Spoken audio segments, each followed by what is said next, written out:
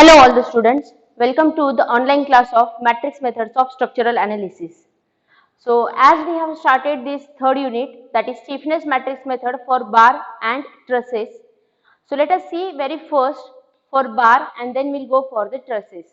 So here today in this video we'll see that how stiffness matrix of bar element is derived.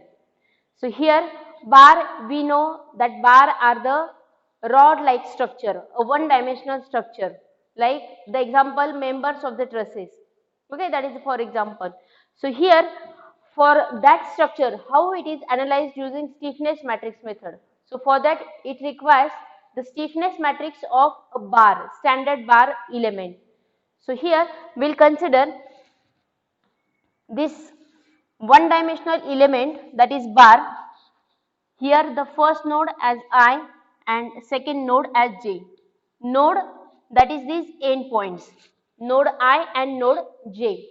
Let us consider the length of the bar element as capital L, having area A and Young's modulus E. So these are the properties of the bar element that we have defined here: node, length, area and Young's modulus. So for derivation of the stiffness matrix of this bar element, it requires the two steps.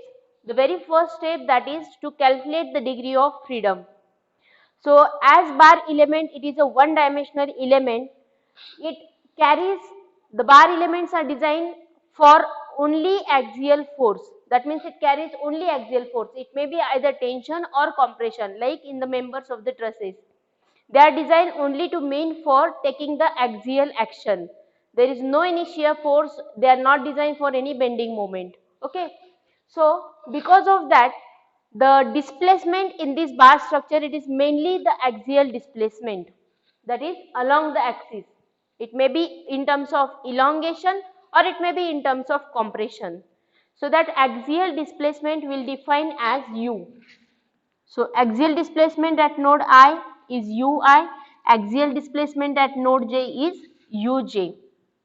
So here these two are the indeterminacy, kinematic indeterminacy, or called as degree of freedom.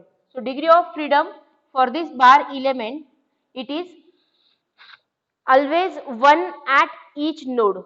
So as there are two nodes, so total degree of freedom is 2, that is Ui and Uj. These two are the degree of freedom. Okay, this is the very first step. And second step, that is to derive the stiffness matrix for the bar element, is let Ui is equal to 1 and let Uj is equal to 1.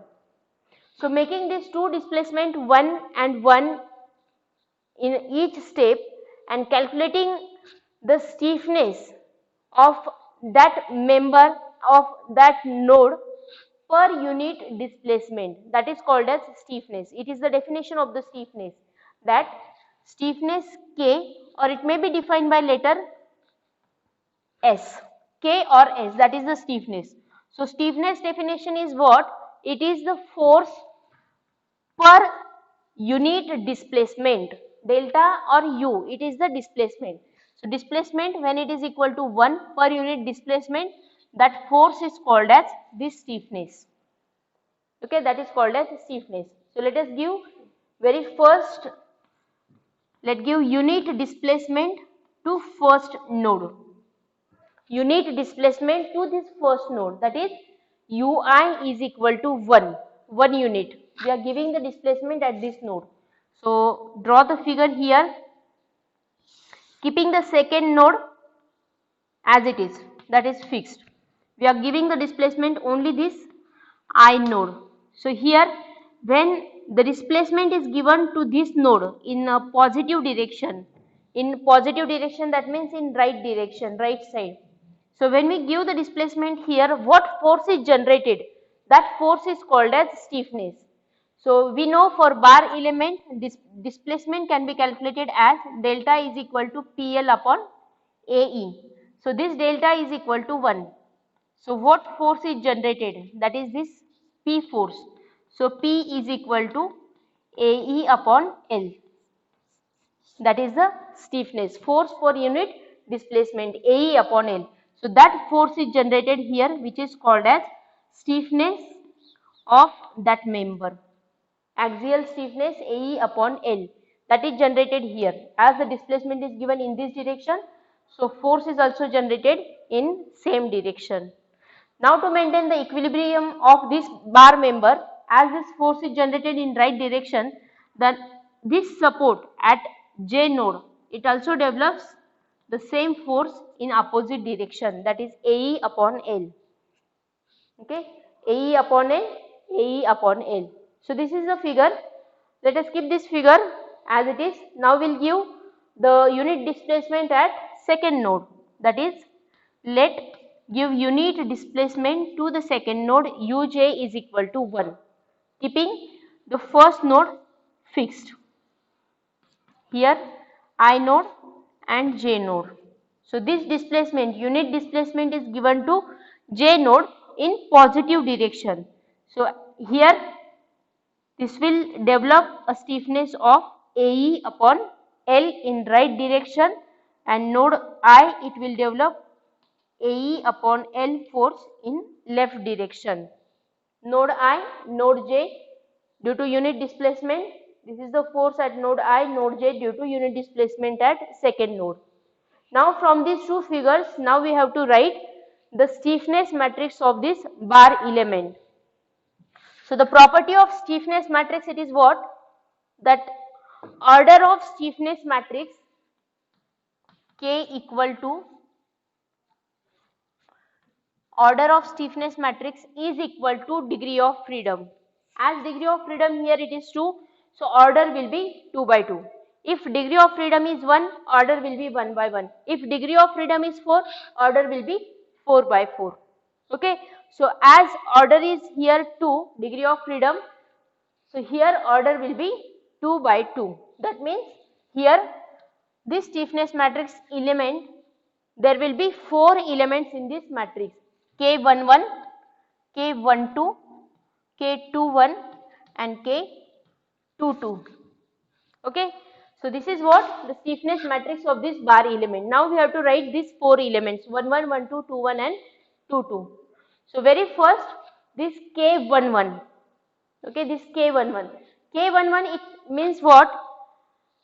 This K11, the very first, it denotes that stiffness at first node due to unit displacement at first node.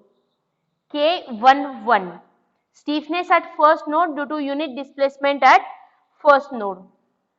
K21, stiffness at second node due to unit displacement at first node. So these two, unit displacement at first node, that is, we have to refer this one. Let ui is equal to 1. What is the stiffness at first node? That is this I node. This is the stiffness AE upon L in right direction, positive. K21, that is stiffness at second node due to unit displacement at first node. So stiffness at second node is AE upon L in left direction. Therefore, it is minus AE upon L. Okay. This is the first column. The elements, the stiffnesses that we write from the first figure, that is when displacement is 1 at first node. So those elements are written as a column 1 1 2 1 1 1 2 1.